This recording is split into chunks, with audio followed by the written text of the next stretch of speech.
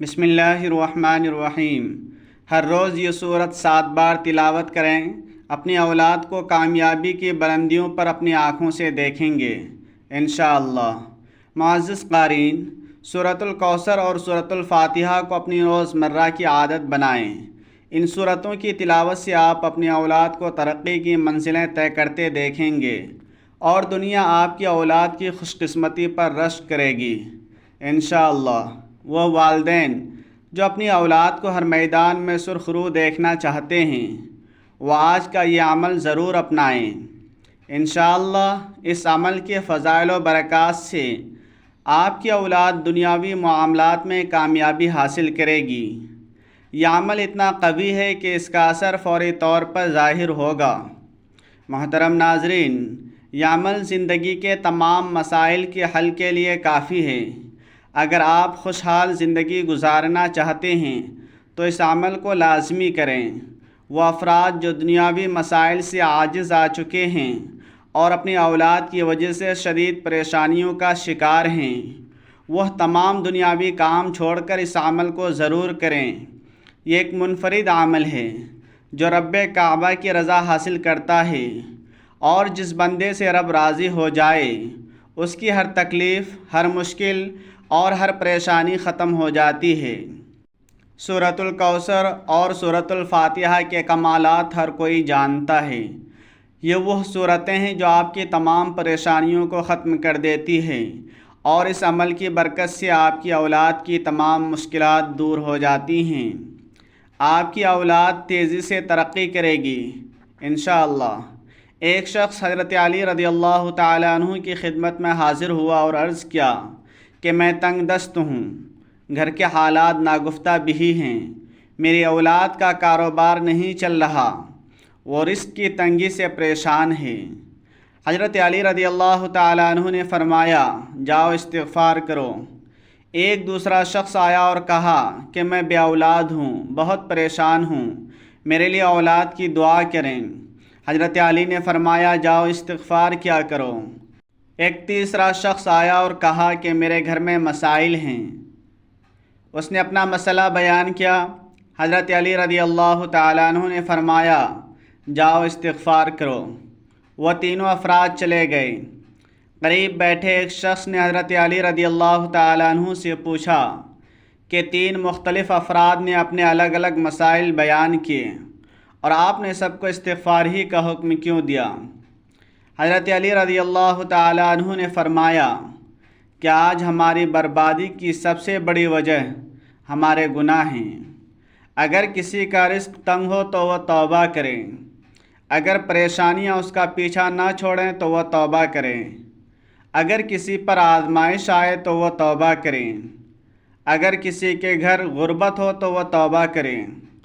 توبہ اور استغفار رب کو راضی کر لیتا ہے، اسے منا لیتا ہے، اور جس بندے سے رب راضی ہو جائے اسے مانگنے کی ضرورت نہیں پڑتی، اسے غیبی خزانوں سے نواز دیا جاتا ہے۔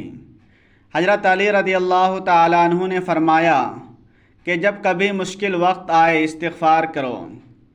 بعض اوقات انسان سے جانتے یا انجانے میں کوئی گناہ ہو جاتا ہے جس کی وجہ سے وہ رب کی گرفت میں آ جاتا ہے، اور جب بندہ رب کی گرفت میں آ جائے تو کوئی بھی عمل یا وظیفہ اس کے لیے مفید نہیں ہوتا جب تک وہ اپنے گناہوں کی سچی توبہ نہ کر لیں۔ آپ کامیاب نہیں ہو سکتے، لہٰذا خدا را سب سے پہلے اپنے گناہوں کی مخلصانہ توبہ کریں۔ محترم ناظرین، ایک کامیابی کا راز بتا رہا ہوں۔ استغفار وہ عمل ہے جو ہمیں گناہوں سے نجات دلا سکتا ہے۔ ناظرین کرام، ہمارے گناہ ہی ہیں جو ہماری تباہی کا سبب بن رہے ہیں اور ختم ہونے کا نام نہیں لے رہے۔ اگر آپ اس تباہی سے بچنا چاہتے ہیں تو استغفار کی کثرت کریں۔ استغفار کے لغوی معنی ہے مغفرت مانگنا، اور مغفرت سے مراد گناہوں کے شر سے بچنا ہے۔ دین اسلام میں استغفار کی عظیم اہمیت ہے۔ قرآن کریم میں متعدد آیات استغفار کے بارے میں رہنمائی کرتی ہیں۔ کچھ آیات اس کا حکم دیتی ہیں، کچھ اس کی طلب کے بارے میں ہیں، اور کچھ اس کی فضیلت بیان کرتی ہیں۔ सूरत النساء में अल्लाह रब्बुल इज़्ज़त ने नबी अकरम सल्लल्लाहु अलैहि वसल्लम को हुक्म दिया और अल्लाह से मग़फ़िरत मांगो, बेशक वो गफ़ूरुर रहीम है। सूरतुल मुज़म्मिल में अल्लाह ने मोमिनों को हुक्म दिया और अल्लाह से बख्शिश मांगते रहो, यकीनन वो गफ़ूरुर रहीम है। ख़त्मुल मुरसलीन सल्लल्लाहु अलैहि वसल्लम का इरशाद है कि मैं दिन में 100 बार अल्लाह से मग़फ़िरत मांगता हूँ, जिससे इस्तिग़फ़ार की अहमियत वाज़ेह होती है। इस्तिग़फ़ार के फ़वाइद में गुनाहों की माफ़ी, अल्लाह की रज़ा और उसकी मोहब्बत, अज़ाब का टल जाना, खैर व बरकत की कसरत, दिलों की रोशनी, दर्जात की बुलंदी, ज़ुहद व तक़वा का हुसूल, वक़ार व बुर्दबारी में इज़ाफ़ा, रिज़्क़ में वसाअत, माल व दौलत में बरकत, मुसीबतों से दूरी, जिस्मानी व रूहानी ताकत में इज़ाफ़ा और बंदे का अपने खालिक से रुझान शामिल हैं। इसके अलावा अल्लाह की मोहब्बत के सामने दुनियावी नेमतों से बेनियाज़ी और बंदे में नेक सिफ़ात का पैदा होना भी इस्तिग़फ़ार के फ़वाइद हैं। इस्तिग़फ़ार की चंद शराइत भी हैं, उनमें अल्लाह को हाज़िर व नाज़िर मानना, दिल में इखलास का जज्बा, आजिज़ी व इनकिसारी के साथ अल्लाह की तरफ रुजू करना और खुशू व खुज़ू के साथ उसके अहकामात पर अमल करना शामिल है। इस्तिग़फ़ार के आदाब में जिस्मानी व रूहानी पाकीज़गी भी ज़रूरी है। इस्तिग़फ़ार का बेहतरीन वक्त सहर का है, जैसा कि रसूल अकरम सल्लल्लाहु अलैहि वसल्लम ने फ़रमाया कि रब्बे कायनात रात के आखिरी तिहाई हिस्से में दुनिया के करीब आसमान पर नाजिल होता है और फरमाता है, कौन है जो मुझे पुकारे, मैं उसकी दुआ कबूल करूं। कौन है जो मुझसे मांगे, मैं उसे अता करूं। कौन है जो मुझसे मग़फ़िरत मांगे, मैं उसे बख्श दूं। मोहतरम नाज़रीन, आज का अमल नहायत ही ख़ास है, इसे ज़रूर करें। अगर आप बेरोज़गार हैं, बे औलाद हैं, रिज़्क़ की तंगी है, कारोबार नहीं चल रहा, घर में मसाइल हैं, आपकी कोई भी परेशानी हो वो सब ख़त्म हो जाएगी अगर आप सूरतुल कौसर और सूरतुल फ़ातिहा का ये अमल करेंगे। यह आयात अल्लाह की पाकीज़गी बयान करती है और उसका शुक्र अदा करने की तौफ़ीक़ देती हैं। जब हम अल्लाह का शुक्र अदा करेंगे तो वह हमें गैब से इतना अता करेगा कि आप हैरान रह जाएंगे। आपको समझ नहीं आएगा कि ये रिज़्क़ और दौलत कहाँ से आ रही है। अगर आप इस अमल को रोज़ाना करेंगे तो इंशाअल्लाह आपकी औलाद की तरक्की देखकर लोग हैरत ज़दा होंगे कि अल्लाह ताला ने उन्हें अचानक इतनी कामयाबी कैसे अता की। हज़रत आयशा रज़ियल्लाहु ताला अन्हु रिवायत करती हैं कि नबी अकरम सल्लल्लाहु अलैहि वसल्लम ने फ़रमाया, कुरान का माहिर मुअज़्ज़ज़ फ़रिश्तों और अम्बिया के साथ होगा, और जो शख्स कुरान पढ़ता है लेकिन उसे मुश्किल होती है, उसके लिए 2 गुना अज्र है। एक और रिवायत में है कि जो शख्स कुरान पढ़ता है और उसे मुश्किल होती है, उसे 2 गुना अज्र मिलता है। हज़रत साद बिन अबी वक़ास रज़ियल्लाहु ताला अन्हु रिवायत करते हैं कि रसूलुल्लाह सल्लल्लाहु अलैहि वसल्लम ने फ़रमाया, तुम में से बेहतरीन वो है जो कुरान सीखते और सिखाते हैं।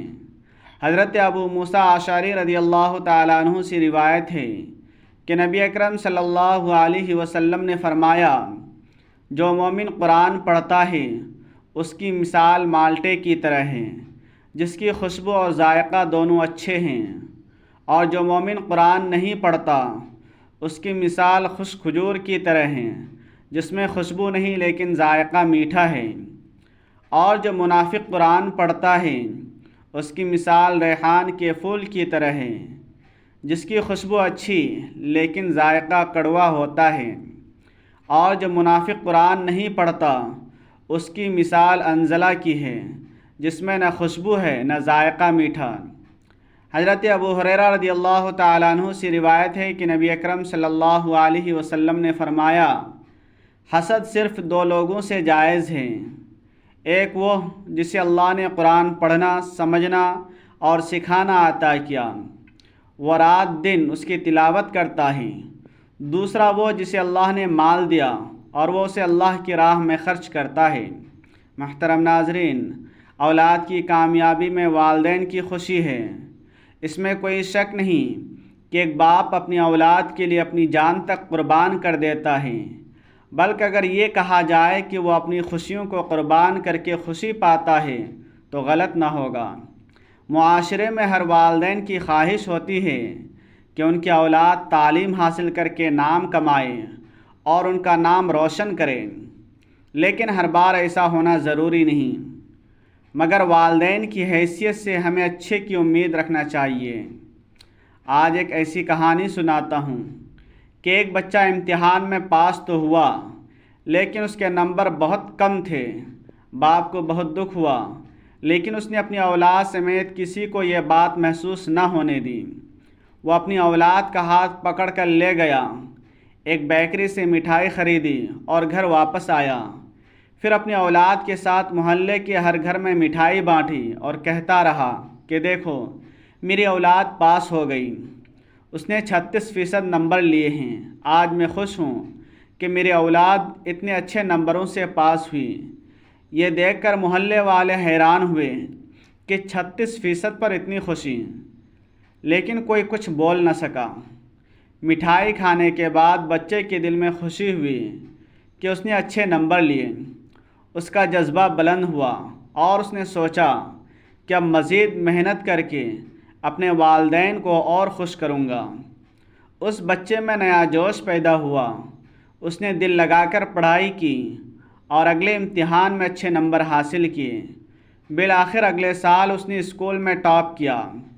اگر والدین اپنی سوچ بدلیں اور اپنی اولاد کو اذیت دینے کے بجائے ان کی حوصلہ افزائی کریں، کیونکہ اذیت سے بچے ذہنی طور پر کمزور ہو جاتے ہیں اور پڑھائی سے بیزار ہو جاتے ہیں۔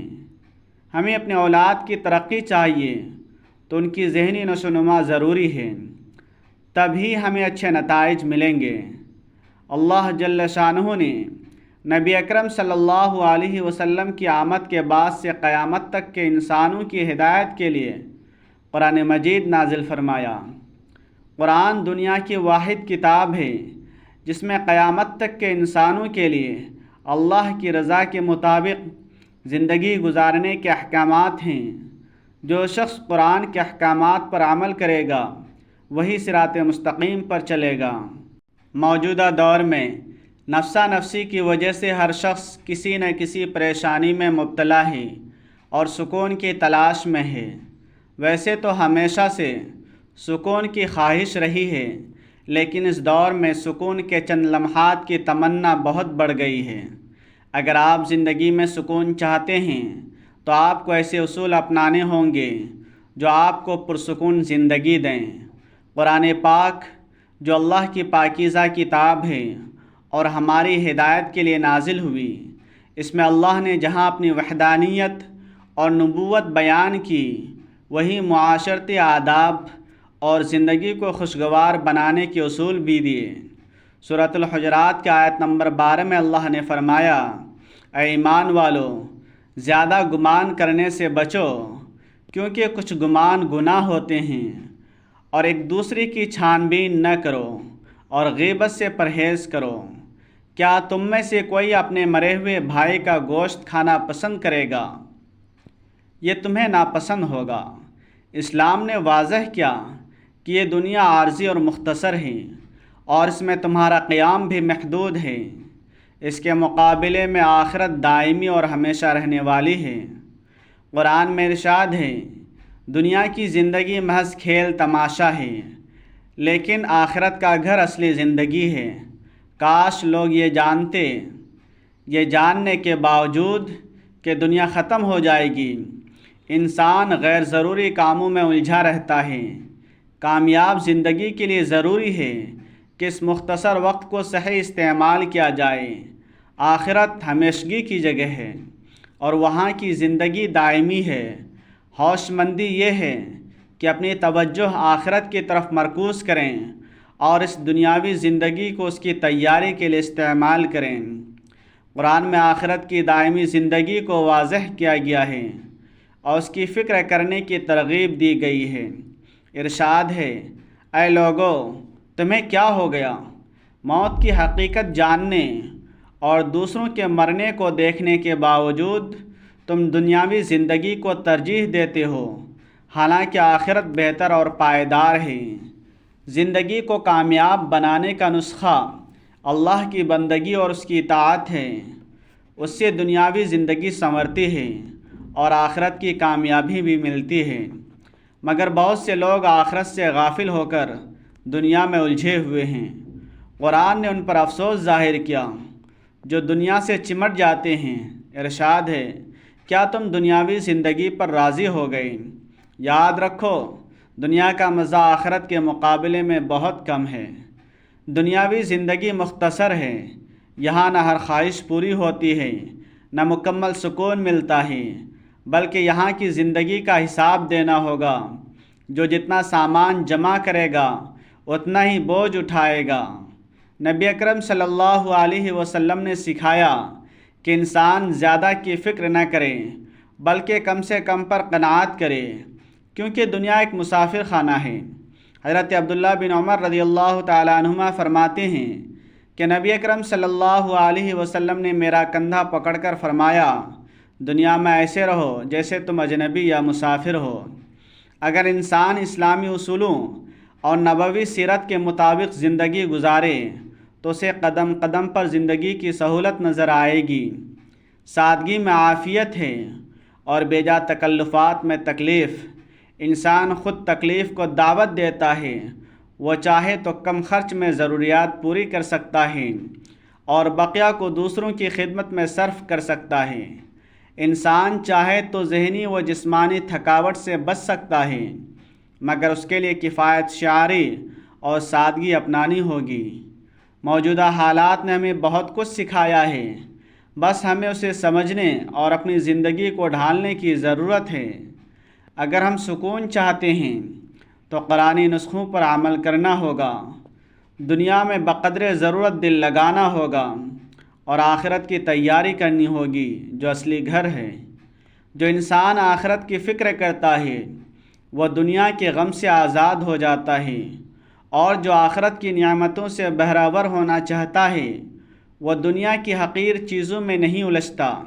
نتیجتاً وہ دنیا کے غم سے آزاد ہو کر زندگی گزارتا ہے اور کہتا ہے کہ زندگی کتنی آسان ہے۔ ناظرین، وقت کی نزاکت کو دیکھتے ہوئے آئیے آج کے عمل کی طرف بڑھتے ہیں۔ یہ عمل آپ نے کسی بھی نماز کے بعد کرنا ہے۔ باوضو مصلی پر بیٹھ کر سب سے پہلے ایک بار اعوذ باللہ من الشیطان الرجیم اور ایک بار بسم اللہ الرحمن الرحیم پڑھیں۔ پھر نبی اکرم صلی اللہ علیہ وسلم پر 3 بار درود شریف پڑھیں۔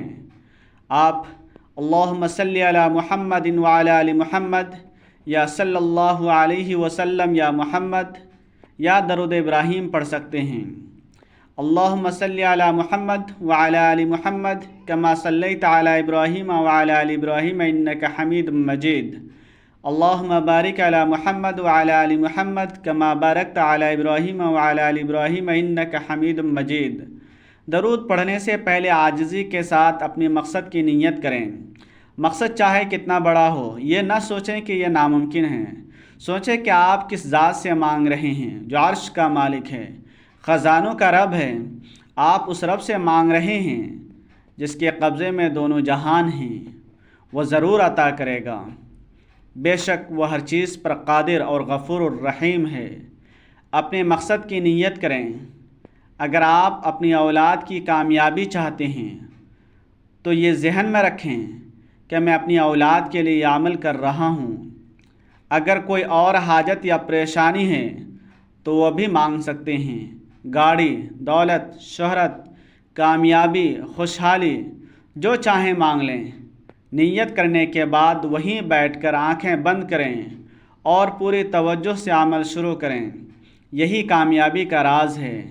جیسے عمارت کی بنیاد مضبوط کی جاتی ہے، اسی طرح کامیابی کا راز مضبوط نیت سے شروع ہوتا ہے۔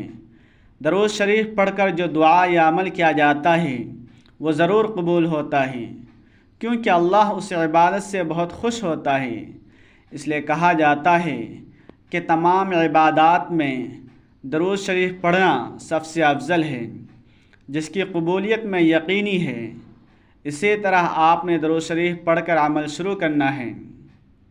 آپ ہاتھ کی انگلیوں پر گن کر یا تسبیح پر یہ عمل کر سکتے ہیں، لیکن تعداد میں کوئی کمی بیشی نہ ہو۔ آپ نے 100 بار الحمدللہ رب العالمین پڑھنا ہے، بالکل 100 بار۔ جب آپ کی زبان سے یہ الفاظ نکل رہے ہوں، آپ روتے ہوئے تڑپتے ہوئے رب سے مانگیں۔ یقین کریں اللہ آپ کی نسلوں کو آباد کر دے گا۔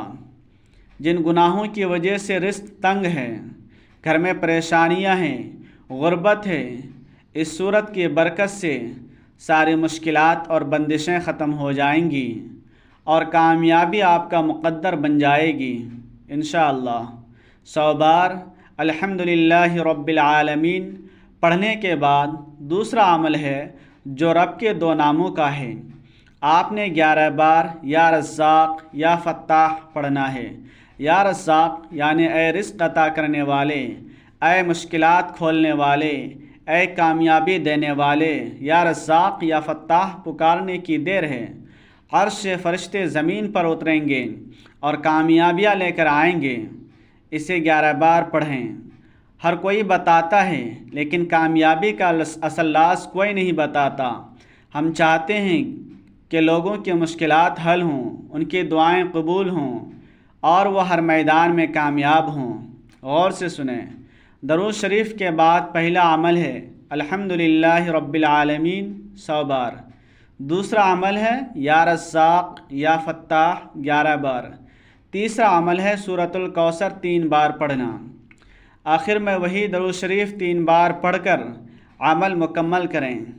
کامیابی کا راز یہ ہے کہ آپ نے رب کا شکر ادا کیا، اس کی پاکی بیان کی اور گناہوں کی معافی مانگی۔ اب رب راضی ہے، اب انعام کا وقت ہے۔ یا رزاق سے رزق ملے گا، یا فتاح سے کامیابی نصیب ہوگی، اور سورۃ الکوثر سے گھر کے حالات بدل جائیں گے۔ بے سکونی اور بے برکتی ہمیشہ کے لیے ختم ہو جائے گی۔ یہ عمل کوئی نہیں بتائے گا، خدا را اسے بتائے گئے طریقے سے کریں۔ ناظرین، یہ عمل بہت آسان اور مختصر ہے، اسے پڑھنے میں صرف 2 منٹ لگیں گے۔ کسی بھی نماز کے بعد یہ عمل کر لیں اور انشاءاللہ آپ کی تمام پریشانیاں، اولاد، رزق یا کوئی بھی مسئلہ ہو ختم ہو جائے گا۔ دعا ہے کہ اللہ میرا سنانا اور آپ کا سننا اپنی بارگاہ میں قبول فرمائے، آمین۔ ناظرین، گزارش ہے کہ اللہ کی 99 ناموں میں سے کوئی ایک نام کمنٹ میں ضرور لکھیں۔ اللہ ہم سب کا حامی و ناصر ہو، آمین۔